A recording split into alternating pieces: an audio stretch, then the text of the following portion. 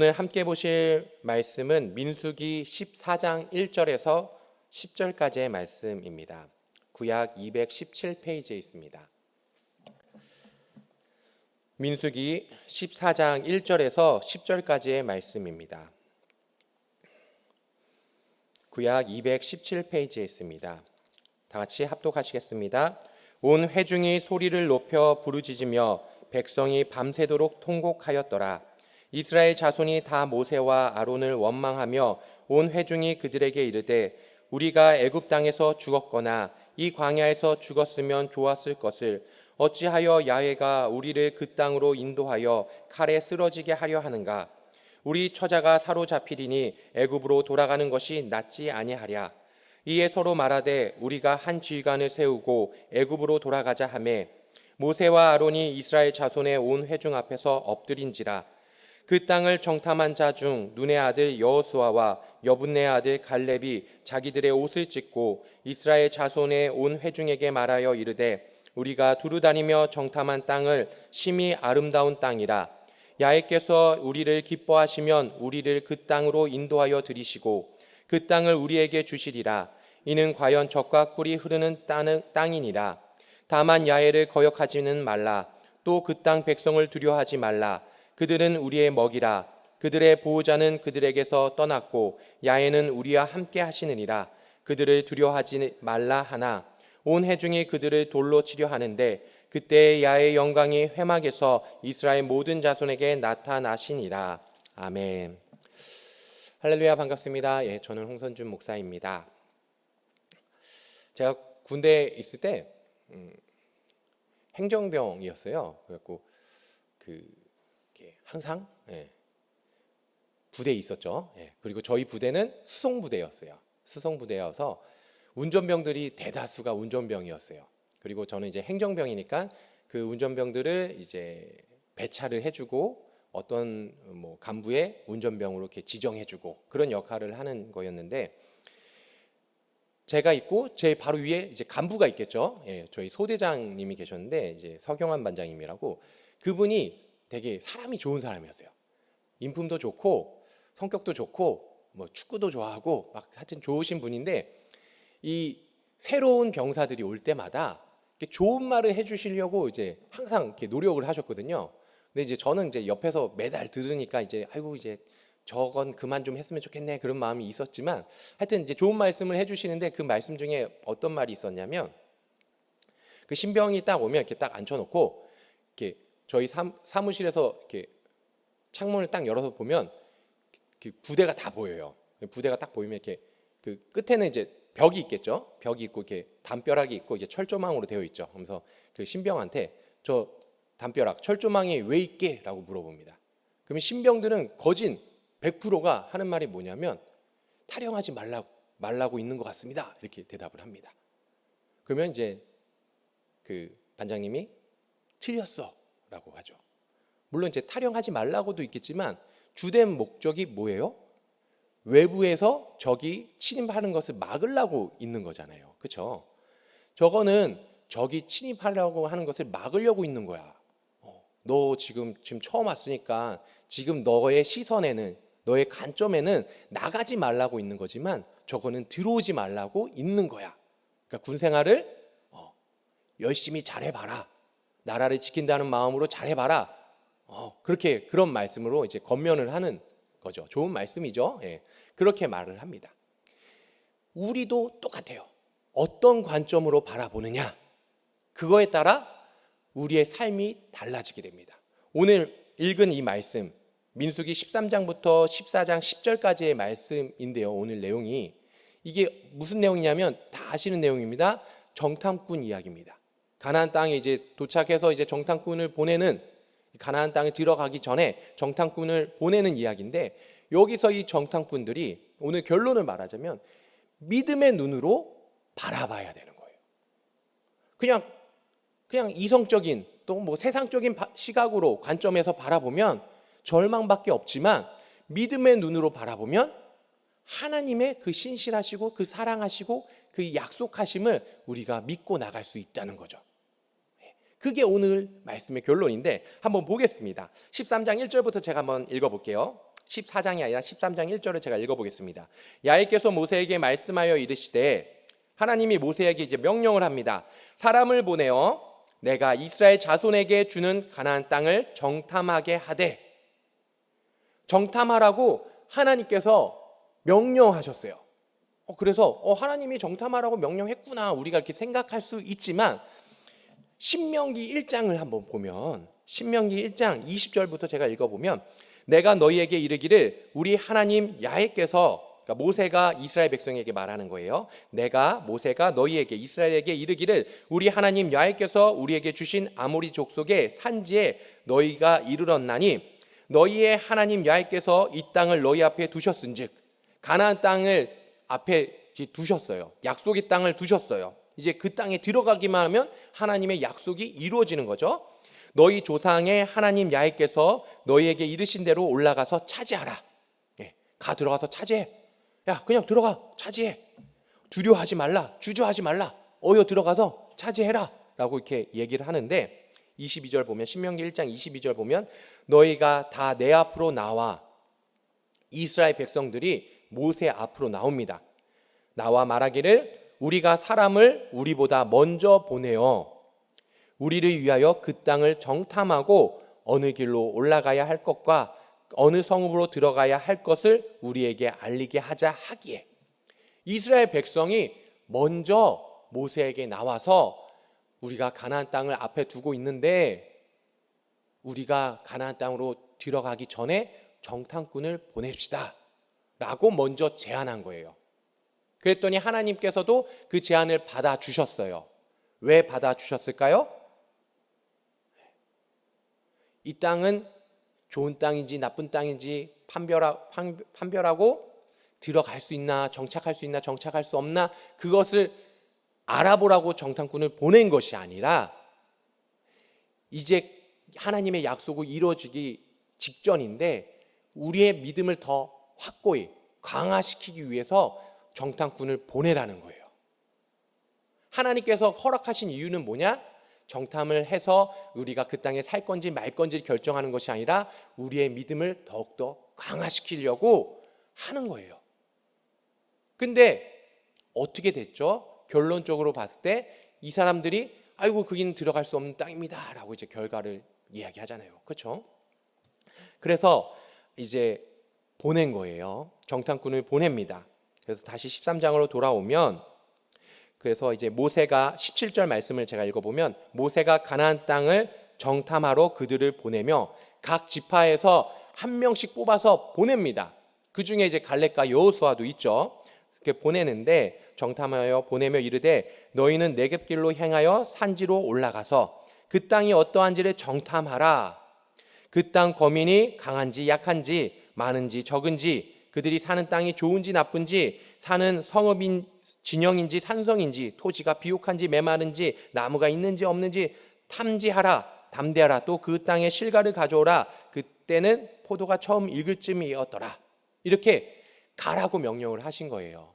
모세가 명령을 한 거예요. 가서 어떠한지 상을 살펴봐라. 근데 그것은 왜 보냈냐? 믿음을 강화시키기 위해서. 아이고 약속의 땅 정말 좋은 곳이네, 들어가서 살아야겠다, 그런 믿음이 생길 수 있도록 그들에게 믿음을 주려고 보낸 거였어요. 그런데 들어갔는데 열심히 정탐을 했죠. 정탐꾼들 12명이 열심히 정탐을 하고 이제 40일이 돼서 돌아오는데 무엇을 갖고 왔냐? 23절에 보면 또 에스골 골짜기에 이르러 거기서 포도송이가 달린 가지를 베어 둘이 막대기를 꿰어 메고 또 석류와 무화과를 따니라. 포도송이를 하나 갖고 오는데 둘이서 갖고 와야 될 정도로 어마어마하게 큰 거예요. 그러면 우리가 그걸 봤을 때 어떻게 생각하게 될까요? 오, 정말 젖과 꿀이 흐르는 땅이구만. 엄청 좋은 땅이네. 먹고 살기 좋은 땅이네. 빨리 들어가서 우리가 차지해야겠다. 그런 마음이 있어야 되는데 어떻게 되냐면 25절 계속 읽어보면 40일 동안 땅을 정탐하기를 마치고 돌아와 26절 바란가냐 가데스에 이르러 모세와 아론에게 아론과 이스라엘 자손의 온 회중에게 나와 그들에게 보고하고 그 땅의 가의를 보이고 모세에게 말하여 이르되 당신이 우리를 보낸 땅에 간즉 과연 그 땅에 젖과 꿀이 흐르는데 이것은 그 땅의 과일이니이다. 커다란 과일을 보여주면서 정말 젖과 꿀이 흐르는 땅입니다 라고 얘기합니다. 좋게 평가를 하죠. 그런데 이제 그 다음부터 28절에 그러나, 한국인이 가장 잘하는 어법이죠. 좋은 거 먼저 말하고 그러나 그렇게 얘기하면서 안 좋은 말 막 하죠. 그러나 근데 그 땅에는 엄청나게 강한 사람들이 있습니다 라고 얘기하는 거예요. 우리가 바라보는 게 참 중요하거든요. 바라보는 게 중요합니다. 어저께 제가 마태복음을 좀 이야기를 하긴 했는데 마태복음 6장을 보면은 6장 25절에 보면 그러므로 내가 너희에게 이르노니 예수님께서 말씀하시는데 목숨을 위하여 무엇을 먹을까 무엇을 마실까 몸을 위하여 무엇을 입을까 염려하지 말라. 예수님께서 염려하지 말라고 하면서 뭐라고 얘기하시냐면 공중의 새를 보라. 우리가 봐야 할 게 있어요. 우리가 뭘 봐야 되냐면 공중의 새를 보는데 어떤 새냐면 이 새가 어떤 동물이냐면 거두지도 않고 심지도 않고 거두지도 않고 창고에 모아들이지 아니하는데 하늘 아버지께서 기르시나니 너희는 이것들보다 귀하지 않느냐. 염려하지 마라. 두려워하지 마라. 공중에 나는 새들을 봐라. 그럼 그 새들은 하나님께서 기르셔서 걔네들은 뭐 심지도 않고 기르지도 않고 창고에 뭐 이렇게 곳간에 뭘 모으지도 않아도 잘 먹고 잘 산다. 이렇게 얘기합니다. 그런데 우리가 그러면 그 새들을 보면 정말 하나님께서 우리의 삶을 책임져 주시는구나. 우리의 마음에 염려가 사라지는구나. 그럴까요? 새들이면 아침 일찍 일어나야 되는데 그래야지 벌레를 잡아먹을 건데 부지런하게 살아야지 벌레를 먹고 살 건데 그런 마음이 들지 않을까요? 현실적으로 봤을 때. 왜 그러냐면 우리 마음 가운데 믿음이 있어야 믿음을 갖고 바라봐야 공중에 나는 새도 하나님께서 책임져 주시는구나. 우리가 염려하지 않아도 된다 라고 생각할 수 있는 거지. 믿음이 없이 새를 보면 저 새 어떻게 살까? 걱정이네. 비 오네. 나뭇가지에 앉아갖고 비 맞고 있네. 어떡하냐? 그렇게 생각하게 되는 거죠. 그 다음 말씀 뭐냐? 28절에 또 너희가 어찌 의복을 위하여 염려하느냐? 들의 백합화가 어떻게 자라나는가 생각하여 보라.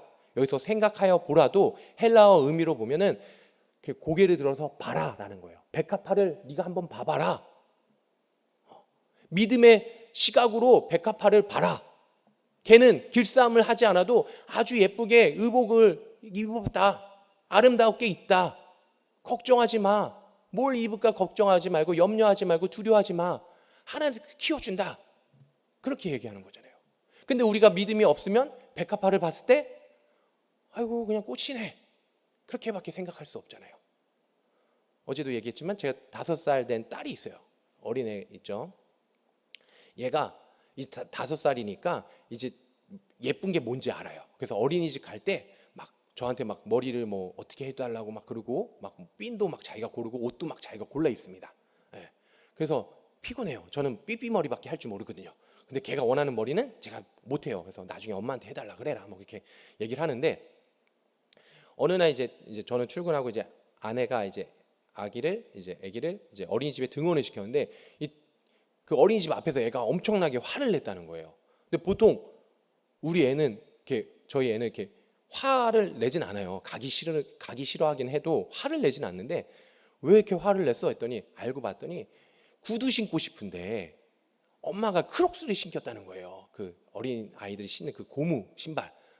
그래갖고 그것 때문에 이 크록스 신는 것 때문에 이제 화가 난 거예요, 애가. 그래서 화를 내고 들어갔다는 거예요. 근데 그런 애기한테 제가 백합화를 봐라. 너의 마음이 평안이 있지 않니? 그러면 얘가 이렇게 할렐루야, 아빠 맞아요. 뭐 그럴까요? 아니죠. 믿음의 눈으로 봐야 되는 거거든요. 백합화를 봤을 때 하나님께서 나를 책임져 주시는구나. 아이고 내가 근심과 걱정이 있지만 백합화를 보니까 하나님 책임져 주시네. 믿음으로 바라봐야 하는 거죠.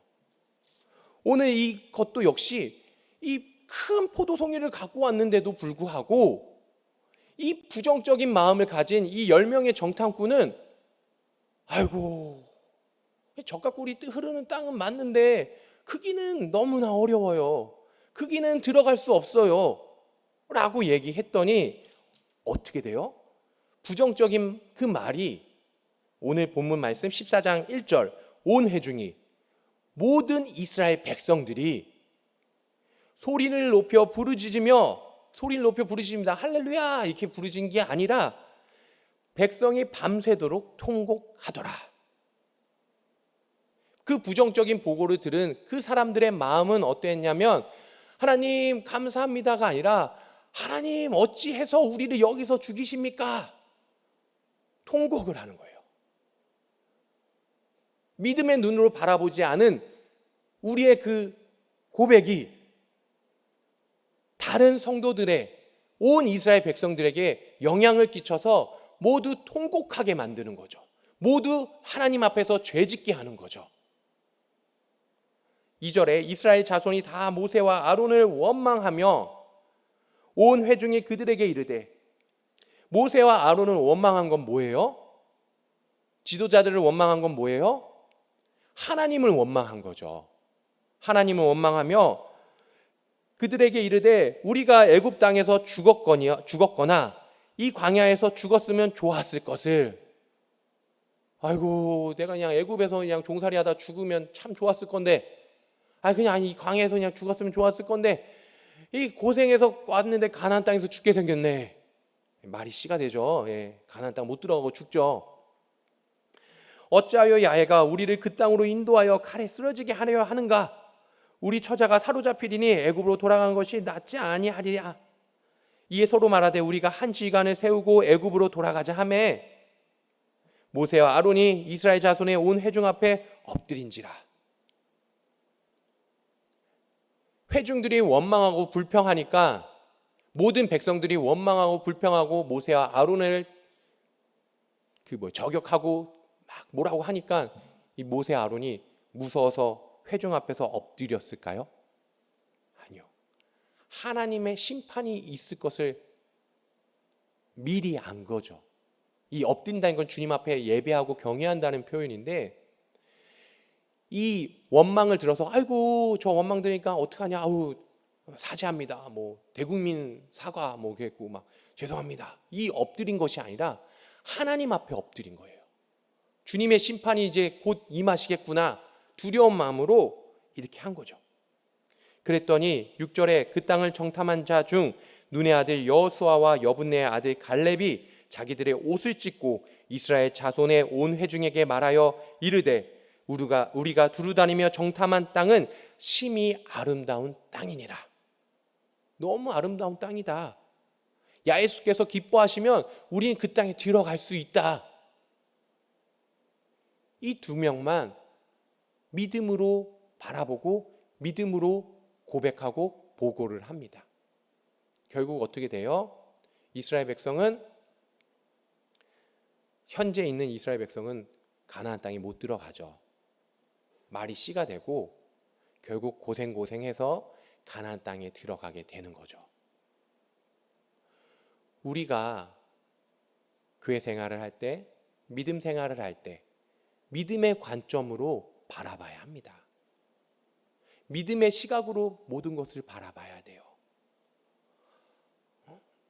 공중에 나는 새를 보라고 하셨고 백합화를 보라고 하셨는데 아무리 그걸 봐도, 아무리 나는 새를 봐도 우리 마음에 염려가 사라지지 않아요. 아무리 바라봐도 우리 마음에 두려움이 사라지지 않아요. 왜 그래요? 믿음의 눈으로 바라보지 않았으니까요. 하나님께서 나를 가장 귀하고 존귀하게 바라봐 주시고 우리가 필요한 것이 무엇인지 알기 때문에 그것을 채워주실 것이라는 주님에 대한 믿음이 없으니까 아무리 그걸 봐도 우리 마음에 평안이 없는 거예요. 두려움이 계속 생기는 거예요. 주님께서 우리의 삶을 책임져 주십니다. 그것은 확실하고 정확합니다. 그것을 믿으셔야 돼요. 그것을 믿지 아니하는 순간 주님께서 아무것도 할 수 없어요. 우리가 믿음으로 주님을 바라보고 나의 삶을 책임져 주시고 나의 좋으신 아버지 되시는 하늘 아버지이시니까, 내 필요를 아시는 주님이시니까 내가 그분을 의지하고 그분을 신뢰하고 담대하게 가나안 땅을 들어갈 때 그 땅을 우리에게 주시는 겁니다. 오늘 이 시간 함께한 우리 성도님들, 믿음의 눈으로 모든 것을 바라보셨으면 좋겠습니다. 하나님의 약속을 바라보셨으면 좋겠습니다. 지금 당장 이루어지지 않을 것 같지만 믿음의 눈으로 바라보시기 바랍니다. 주님의 때에 주님의 방법으로 반드시 이루어 주십니다. 믿음으로 바라보고 믿음으로 고백하는 저와 여러분 되시길 바랍니다. 기도하시겠습니다. 사랑과 은혜가 충만하신 하나님 아버지, 감사합니다. 이 시간 주님 앞에 나와 또 하나님의 말씀을 대하고 주님께 기도합니다. 하나님, 이 시간 우리 마음 가운데 믿음을 허락하여 주시옵소서. 믿음을 고백하는 우리들 되게 하여 주시옵소서. 우리의 관점에, 우리의 시각에 세상의 그런 관점으로 바라보지 않게 하시고 오직 믿음의 관점으로 주님을 바라보며 주님의 약속을 바라보며 믿음으로 인내하며 기도하는 우리들 되게 하여 주시옵소서. 주님은 우리의 좋으신 아버지이시고 우리의 필요를 아시는 주님이시고 그 필요를 채워주시는 주님이십니다. 이 시간 믿음으로 함께 기도하오니 하나님, 우리의 기도를 들어주시고 주님의 때에 주님의 방법으로 반드시 응답하여 주시옵소서. 믿고 의지하고 기도하오니 주여 들어주시옵소서. 주님 감사합니다. 예수님 이름으로 기도드립니다. 아멘.